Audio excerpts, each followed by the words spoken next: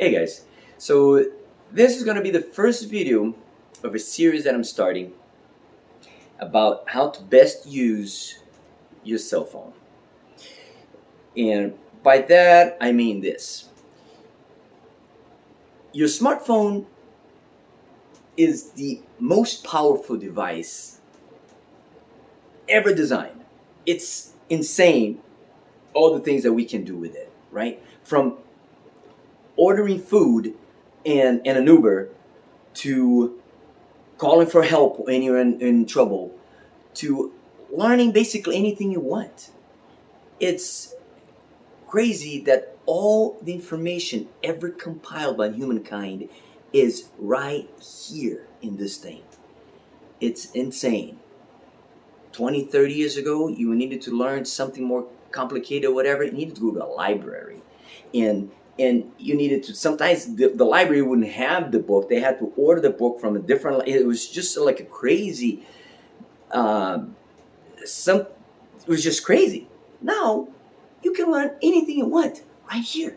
I was having a conversation with my girlfriend. I said, hey, is there any members of the Tsar family still alive?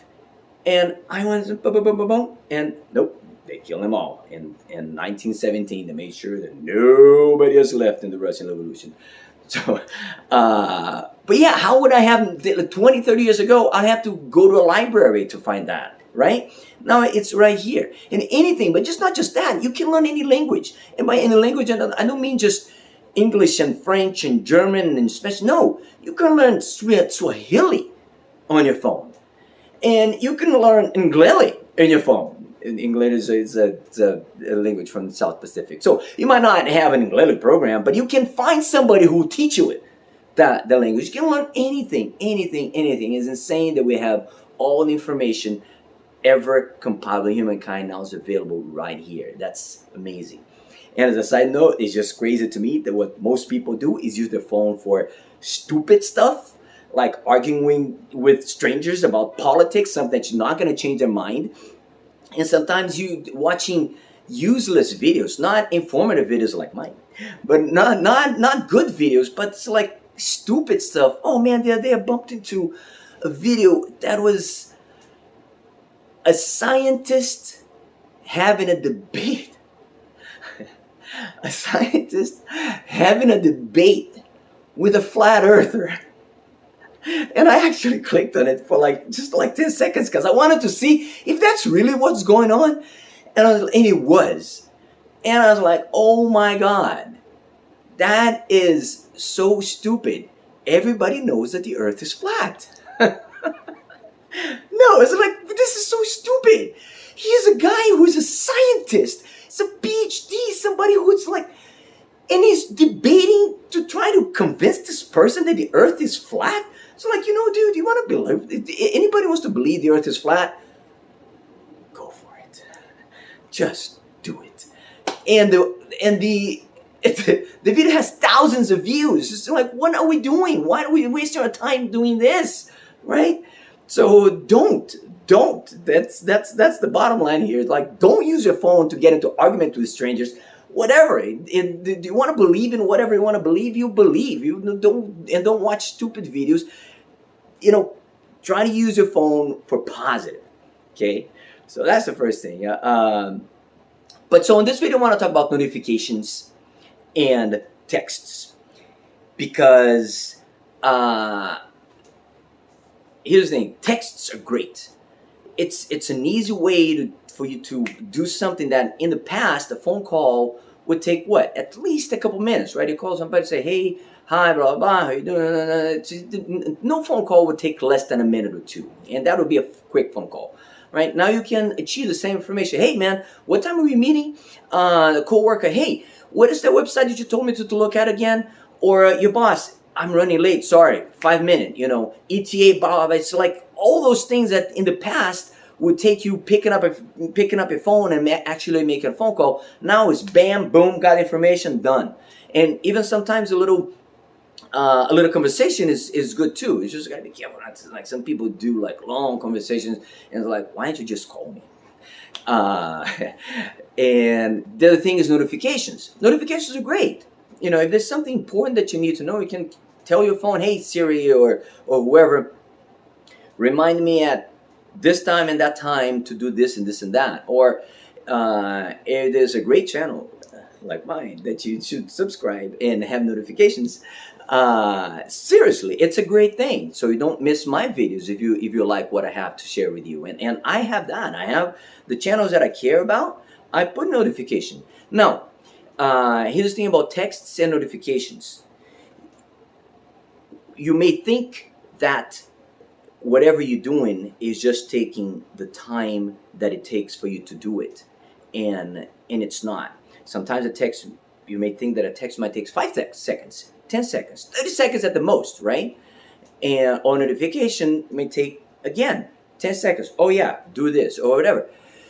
But the truth is, here's how your brain works. Your brain works like a computer, okay? But a computer that can only run one program at a time. We all know that we can only have one thought at a time, right? So we can only focus, really focus on one thing at a time. So say you have a work project that you're working on. What's happening in your brain when you start working on that project, you upload,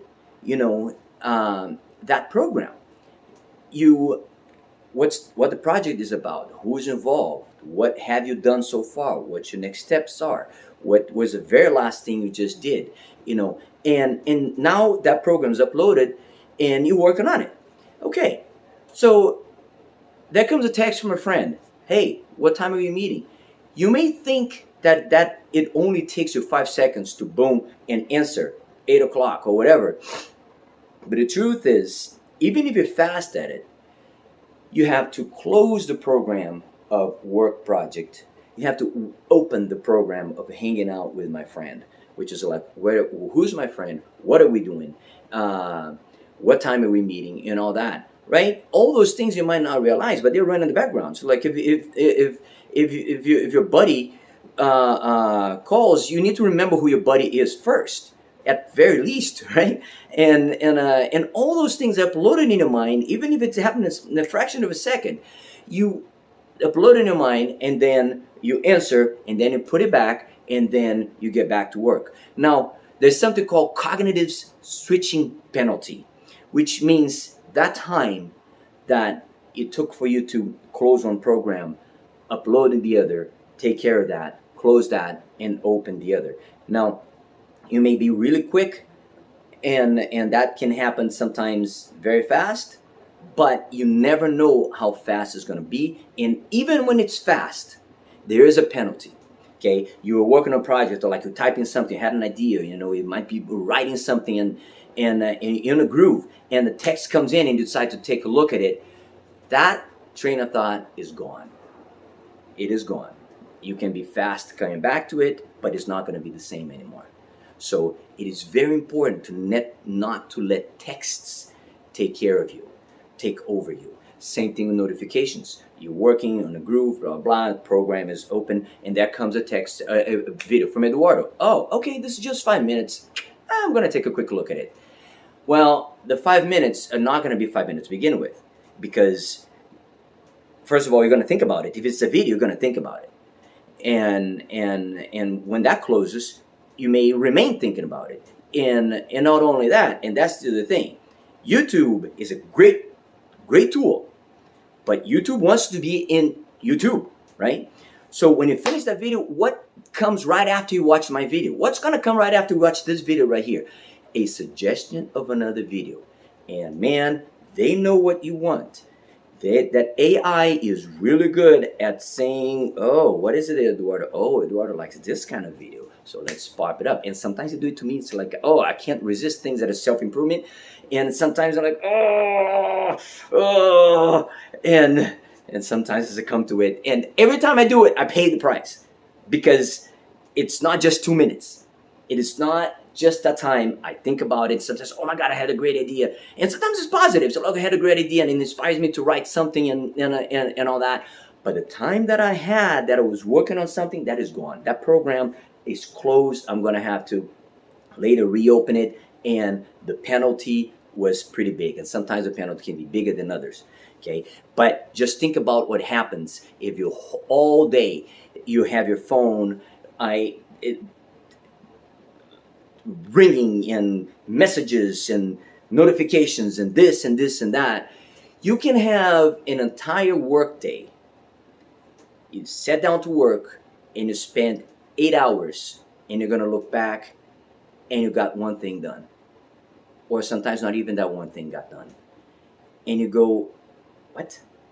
It happens to me all the time, by the way. I'm guilty of that. What? I've been here for 5, 6, 7, 8 hours. How? This should have taken an hour, half hour. How'd that happen? It's because every time something came in, your focus went there. So you kept opening and closing that program of work. Opening and closing all the programs, and and at the end of the day, you drained also, because you did so much. I mean, your brain did so much, but it's like most of it was useless, and the one thing that you set out to do did not get done. So how do you deal with it? Number one thing that you do is you turn off the sound on your notifications. I don't believe in turning off the notifications altogether, because again, notifications are great. Like if you turn off the notification altogether, you're throwing the baby out of the bathwater. Like if you have a great video, seriously, if you have a great video, if you like what I have to say, and you don't have that notification bell pushed, you may never see that video.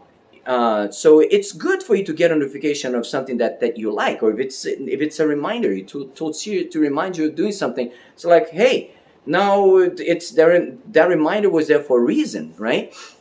Or if a friend texts you and man, I wanted to know this, and you didn't text me for 8 hours while I was at work. Well, I don't believe in turning off the notifications. I believe in silencing it, so it's not.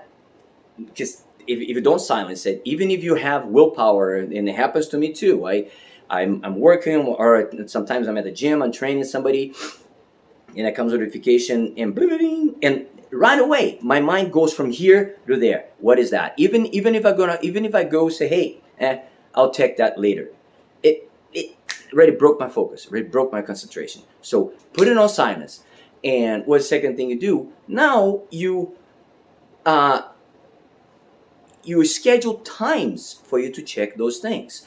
There's something called the Pomodoro technique, which is you work for 25 minutes and take 5-minute breaks. Pomodoro is tomato in Italian, and it came because of an Italian student that would do that. He would put his little kitchen timer that's a little tomato, and for 25 minutes, and the thing would go bing at 25, and then you're going to put 5 minutes of break or do whatever, and then bing 5. So that actually was found to be a great interval as far as how much you can keep focus, and then you get back. Then you break that focus, take a break, and then you get back. Now this can work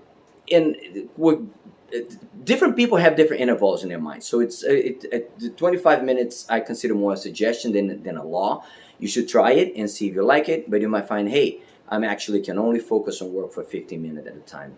And that might increase as you get better at that. Or you might say, you know what, I need at least 30 minutes, or at least 45, at least an hour. Whatever it is, and it might be a case that your work is, your boss needs you to be somewhat available within 15 minutes. So you might have to do 15 minutes, or you might have to actually get the phone just for your boss, just for your work, so you can have those two things separate. So you don't have your buddy asking you what time you guys is meeting, and your boss saying, hey, I need you to deliver this, blah, blah, blah, or send me emails, that needs to be done within 5 minutes. So whatever it is, the bottom line is you take control of it as opposed to letting it take control of you. And so that's how you do it. There's two things. You turn your notifications sound off, and you schedule times in which you're going to check those notifications. Very simple, not as easy to implement. I suggest you try. It's something that I need to work on every day myself, and I consider myself a very focused person, but it's something I need to focus on, consider that I need to work on every day. So try it. No matter how it goes, keep pushing, because it works. Your focus is going to be much better, and it's going to be a first step of you taking control of your phone as opposed to your phone taking control of you. So this is the first video. There will be more. There's so much, man. There's so much. These phones are such a powerful thing, and you can use it for so much good, but it can also go so crazy if you just let it take over your life. I'm gonna be making a lot of videos about that, and I'd love to hear your comments. If you have any comments, any suggestions, I'd love that. Click the subscribe button and the notification bell, but put it on silent, and I'll see you in the next video.